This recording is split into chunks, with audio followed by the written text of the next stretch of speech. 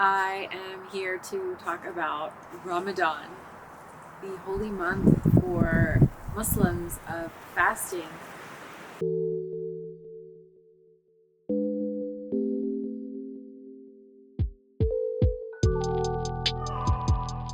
I'm here to talk about Ramadan. Like I said, it's not going to be from the perspective of like teaching you guys about Ramadan. It's just from the perspective of food, family, and faith.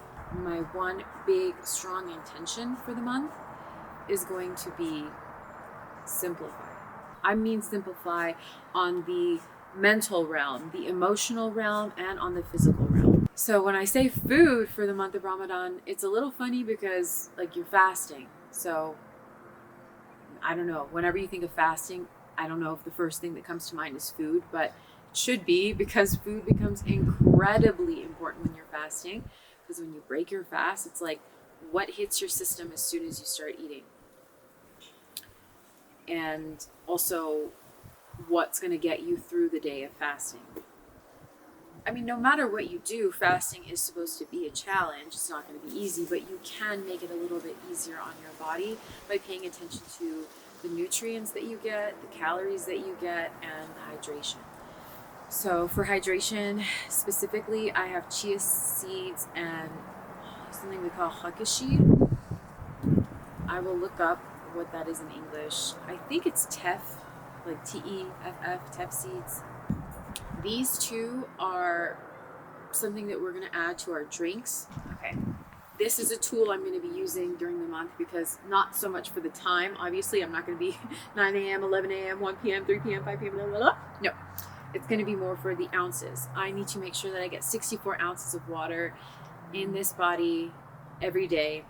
And everybody's amount of water is going to be different, but this is a good place to start. But like the drinks that we have, like with our meal, like after breaking our fast, I'm going to add the chia seeds and the hakashir because for added nutrients, added calories, and for added cleansing benefits, added, hydration. When we break our fast, in our household, we pretty much have the same thing every iftar. And that's like some form of Persian bread or Arabic bread, which we're probably going to have sangak, and I may order barbari from persianbasket.com. And then like feta cheese, walnuts, cucumbers, tomatoes, drizzled with lemon juice, olive oil, salt. And I like labneh, so I might have labneh with like za'atar and olive oil. And we typically stick with like the kind of like sour, salty, and then we sweeten our hot tea. So we have like sweet hot tea and dates. Of course, you gotta have dates. So that's pretty much what we have every iftar. And it really, surprisingly, honestly, doesn't get old. Like you will look forward to it, you crave it.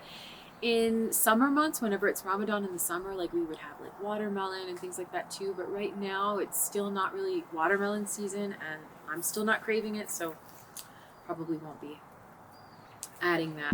So then after our bellies kind of acclimate to food, after breaking our fast, then it's like time to have water. It's time to just kind of like, I don't know.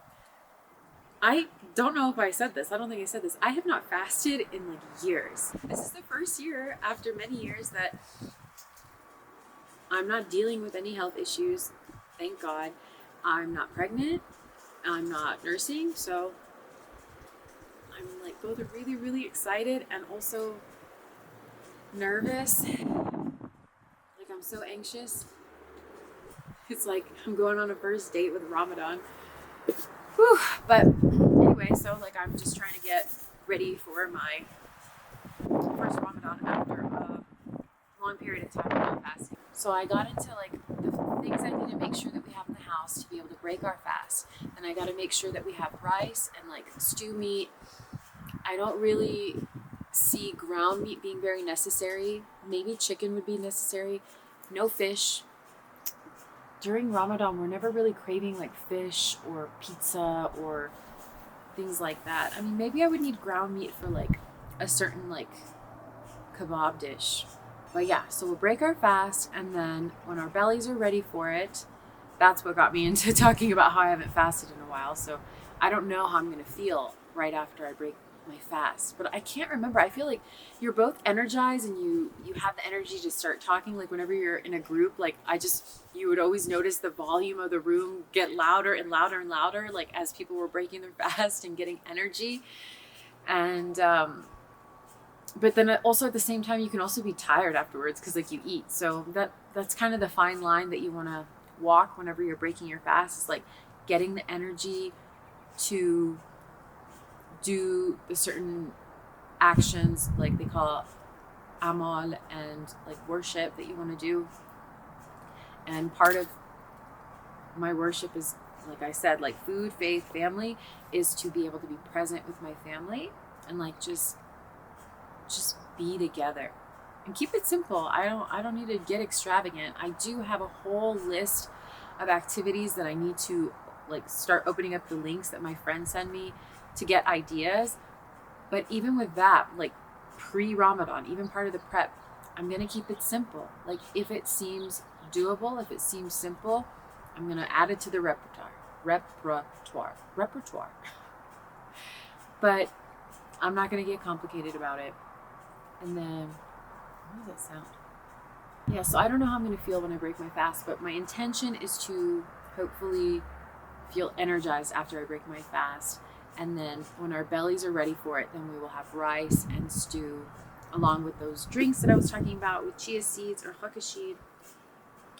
And then for sahari, what I want from my dishes and the meals that I serve, I want there to be like love and good energy in the food. So if I could be praying or listening to Quran or reciting and just having a good intention behind each meal that I serve, that to me is going to be more nourishing than like making this dish that day or that dish this day, or just pushing myself a little bit too hard around food. So for suhoor, I have one idea is to like have soup for suhoor. I know a lot of people have soup maybe for iftar, and I'm not saying that we can't have soup for iftar, but I know that we all love breaking our fast with the bread and cheese and walnuts and veggies and like fruit, and then eating the meal.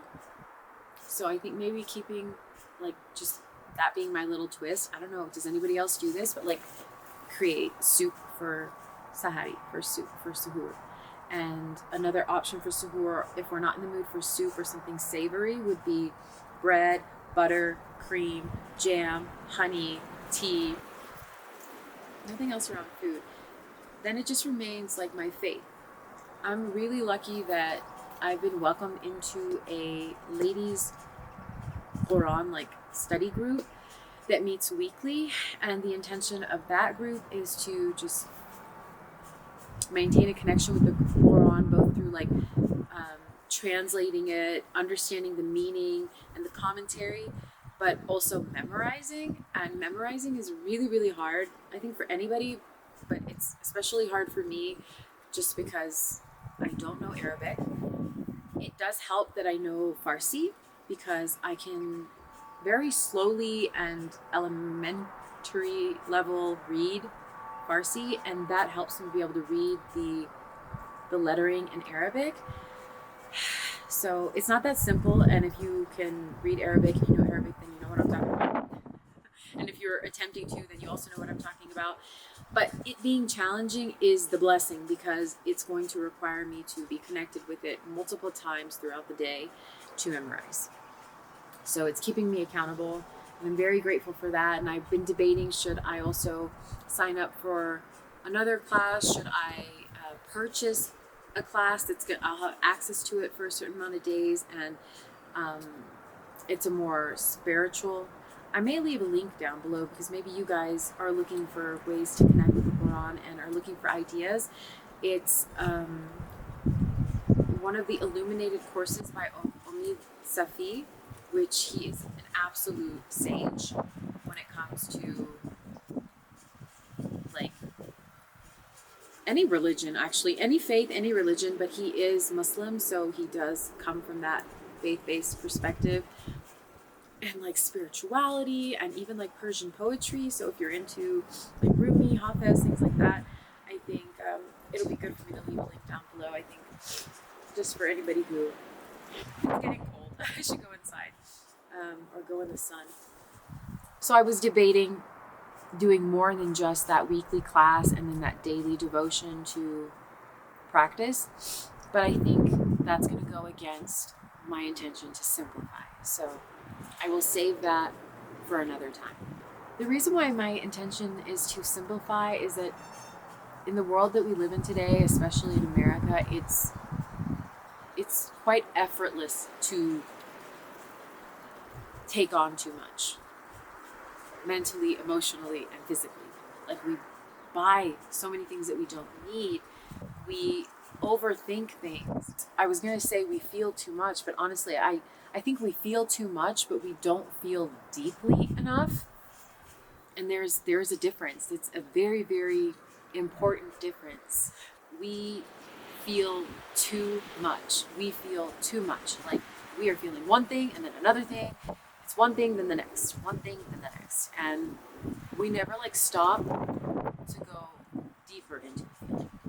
And that's not me advocating for you to wallow. Like, if you're feeling like a dark emotion, it's not me encouraging you to go deeper into that downward spiral, but it's just allowing yourself to feel it and not shaming yourself or judging yourself or feeling guilty about having that darker emotion. Acknowledge that it's there. You're human. That's okay. You can feel it. You don't have to believe it. You don't have to become it. So that's how I want to simplify with emotions. It's that whenever I feel something, I don't want to run away from it. I want to feel it and be curious about it and hopefully understand myself a little bit better. So, yeah. We all have a little bit too much of everything. Too many thoughts, too many feelings, too many things to do physically, too many things in our house.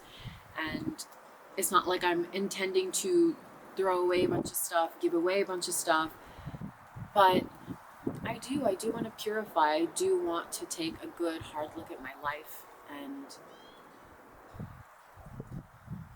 just be really grateful for what I have. This breath that I just took, breeze that just went by, the sounds that I'm hearing, the sun that I'm feeling. Thank you guys for being here. No need to commit or anything to my channel. I'm here and you are welcome anytime.